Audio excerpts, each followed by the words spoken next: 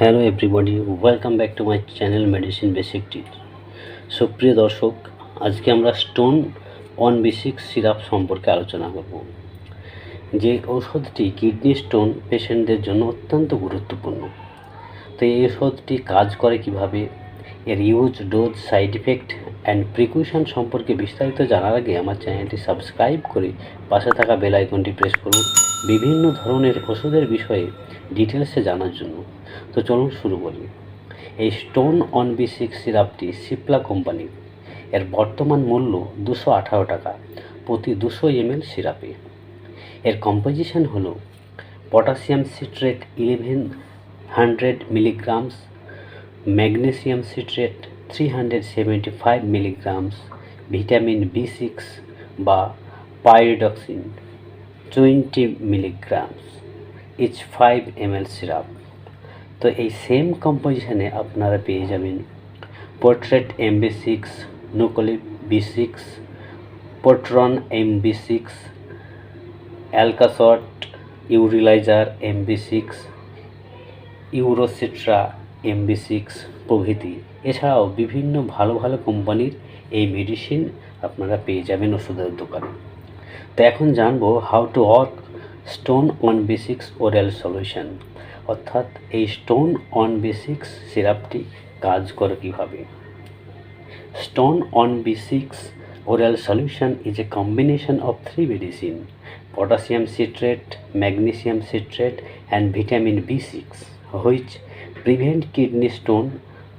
Potassium citrate and magnesium citrate raise urine pH and prevent stone.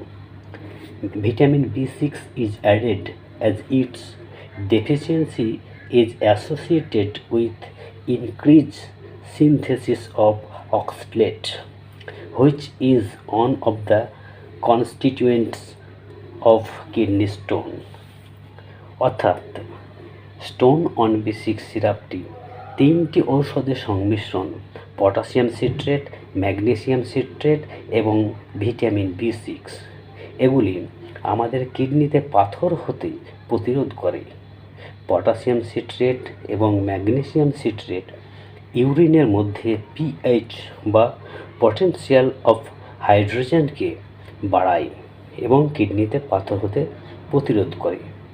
Vitamin B6 যুক্ত করা হয়েছে যেহেতু vitamin B6 এর অভাব সিনথেসিস অফ অক্সালেটকে বাড়ায়, যেটি কিডনিতে পাথর গঠনের একটি উপাদান। তো এইভাবে স্টোন অন B6 সিরাপটি আমাদের মানব শরীরে কাজ করে থাকে। তো এখন আমরা জানব স্টোন অন B6 সাসপেনশনটির ইউজ বা ব্যবহার। সাধারণত এই স্টোন অন B6 সিরাপটি আমাদের কিডনির পাথরের সাইজকে ছোট করে এবং মূত্রের মাধ্যমে সেই পাথরকে বার করে দেয়, এবং তার সঙ্গে এই সিরাপটি কিডনিতে পাথর হতে বাধা প্রদান করে। আবার যে সমস্ত পেশেন্টরা বার্নিং সেনসেশন অফ ইউরিন বা প্রস্রাবের জ্বালায় ভুগছে, প্রস্রাব ত্যাগ করার সময় তাদের এই সিরাপটি দেওয়া হয়, তাতে খুব ভালো রেজাল্ট পাওয়া যায়। শীঘ্রই সে পেশেন্ট প্রস্রাবের জ্বালা থেকে মুক্তি পায়।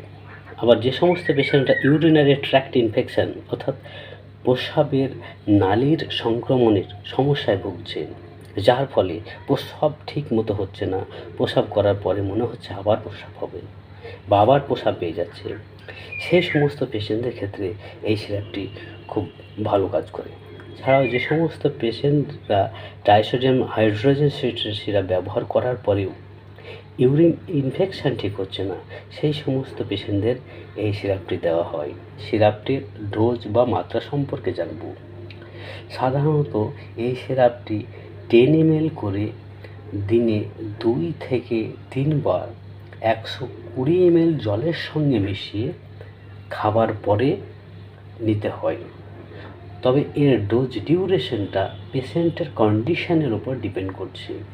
পেশেন্টের কন্ডিশন যদি ক্রিটিক্যাল হয়, সেক্ষেত্রে ডোজ ডিউরেশন লং টাইম চলতে পারে। তো এখন আমরা এই স্টোন অন B6 সিরাপটির সাইড ইফেক্ট বা পার্শ্ব প্রতিক্রিয়া সম্পর্কে জানব। অনবেসিক সিরাপটি নেওয়ার পরে কমন কিছু সাইড ইফেক্ট দেখা যায়, সেগুলো হলো ডায়রিয়া বা পাতলা পায়খানা, নশিয়া বা বমি বমি ভাব, স্টমাক পেন বা পাকস্থলীর ব্যথা বা উপর পেটে ব্যথা, এগুলো পরিলক্ষিত হয়।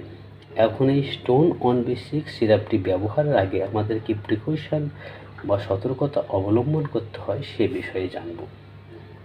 গর্ভবতী পেশেন্ট, লিভার এবং কিডনি রোগের পেশেন্ট ছাড়াও যে সমস্ত পেশেন্টরা বাচ্চাকে বুকের দুধ খাওয়াচ্ছেন, তেনারা এই সিরাপটি ব্যবহারের আগে ডাক্তারের পারমিশন নেবেন বা ডাক্তারের বিনা অনুমতিতে এই সিরাপটি ব্যবহার করবেন না।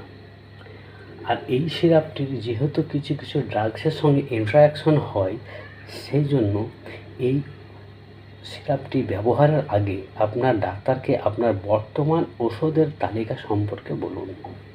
তো আজকে এই পর্যন্ত, শীঘ্রই ফিরে আসবো পরবর্তী মেডিসিন রিলেটেড ইনফরমেশন নিয়ে। তো এখনও যারা আমার চ্যানেলটি সাবস্ক্রাইব করেনি, তেনারা please subscribe my channel and join with me. Take care, have a good day.